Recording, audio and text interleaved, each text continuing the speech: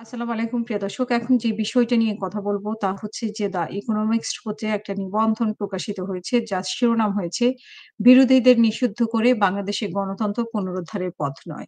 এতে যেটা বলা হয়েছে যে বাংলাদেশের অন্তর্বর্তী সরকারের সাম্প্রতিক সিদ্ধান্তে রাজনীতিকদের মধ্যে উদ্বেগ ও আন্তর্জাতিক মহলে সমালোচনা তৈরি হয়েছে। ক্ষমতাচ্যুত আওয়ামী লীগের কার্যক্রম নিষিদ্ধ করার সিদ্ধান্ত গণতন্ত্র পুনর্গঠনের প্রতিশ্রুতির সঙ্গে সাংঘর্ষিক।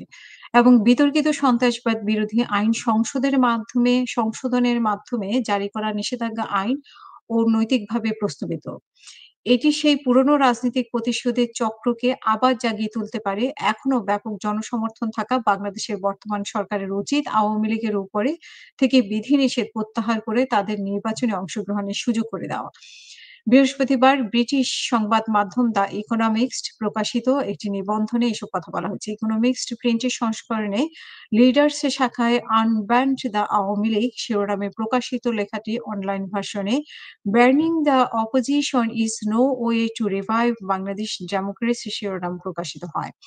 এবং এতে বলা হয়েছে যে ১৯৭১ সালে বাংলাদেশের স্বাধীনতা হওয়ার ৪ বছরের মধ্যেই দেশটি সামরিক অভ্যুত্থানের চক্রে পড়ে পথ হারিয়ে ফেলে।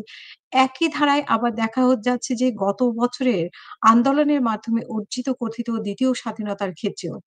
সাবেক প্রধানমন্ত্রী শেখ হাসিনার ১৫ বছরের শাসনের অবসান ঘটিয়ে নোবেল বিজয়ী অর্থনীতিবিদ ডক্টর মোহাম্মদ ইউনূসের নেতৃত্বে ক্ষমতা গ্রহণ করে অন্তর্বর্তীকালীন সরকার। তবে বছর ঘুরতে না ঘুরতেই কথিত নতুন বাংলাদেশের ভবিষ্যৎ নিয়ে আবারও শঙ্কা দেখা দিয়েছে। ডক্টর ইউনূস সরকারের হাতে খুব কঠিন একটা কাজ তুলে দেওয়া হয়েছিল বলে ইকোনমিক্স এর নিবন্ধনে উল্লেখ করা হয়েছে এবং দীর্ঘদিনের অপশাসনের ক্ষেত্রে অপশাসনে দেশের গণতান্ত্রিক কাঠামো ভেঙে পড়া, দুর্নীতি রন্ধ্রে, রন্ধ্রে ছড়িয়ে যাওয়া এবং সরকার বিরোধীদের আইন বহির্ভূতভাবে মারধর করার ঘটনা ছিল সাবেক সরকারের আমলে প্রায় নিয়মিত ঘটনা।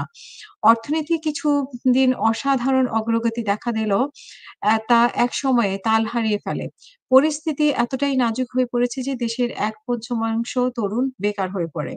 এই প্রেক্ষাপটে ডক্টর ইউনূসের নেতৃত্বে সরকার কিছু অগ্রগতি অর্জন করেছে। ২০২৬ সালের ফেব্রুয়ারিতে নির্বাচনের আয়োজনের ইঙ্গিত দিয়েছে তারা। মন্দার মধ্যে অর্থনীতি স্থিতিশীল রেখে মুদ্রাস্ফীতি হ্রাস পেয়েছে এবং আন্তর্জাতিক ঋণদাতাও নতুন করে ঋণ দিতে শুরু করেছে।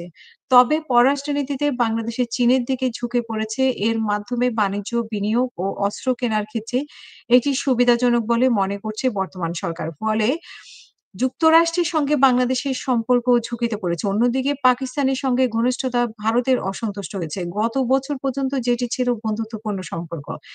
এখন সেখানে উত্তেজনা বাড়ছে। ফলপ্রসূ হিসেবে ভারত এটিকে ট্রানজিট চুক্তি বাতিল করেছে।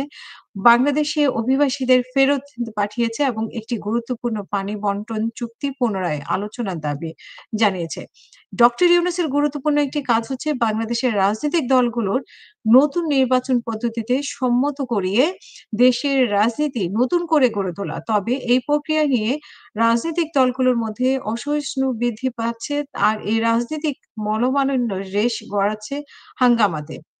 জুনের মাঝামাঝিতে একদল লোক এক সাবেক নির্বাচন কমিশনারকে করার বিরুদ্ধে হেনস্থা করে যার বিরুদ্ধে ২০১৮ সালের ভোট কারচুপিতে জড়িত থাকার অভিযোগ। এর আগে মে মাসে আওয়ামী লীগের কার্যক্রম নিষিদ্ধ করে অন্তর্বর্তীকালীন সরকার। এতে দেশে-বিদেশে সৃষ্টি হয় ব্যাপক বিতর্ক।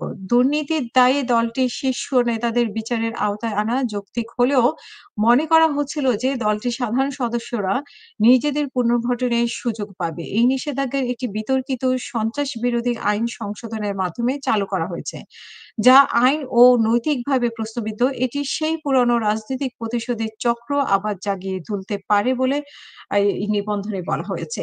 আমরা আবারও অন্য কোনো বিষয় নিয়ে আপনাদের সামনে হাজির হব। সে পর্যন্ত সবাই ভালো থাকবেন। আসসালামু আলাইকুম।